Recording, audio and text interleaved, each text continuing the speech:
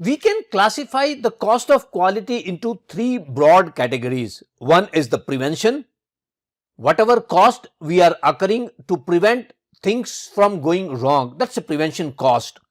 The next will be appraisal. Appraisal is the cost of maintaining the quality by appraising, by checking, by inspecting. And the third cost of quality is failure. If anything fails, then there is a cost related to the failure. That becomes the failure cost of quality.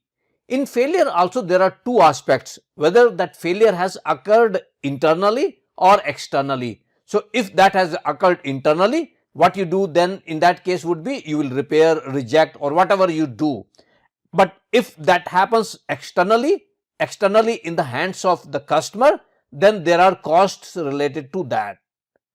We will be looking at these, let's say, four categories: prevention, appraisal, internal failure, and external failure in next four slides, and understand what these costs constitutes of.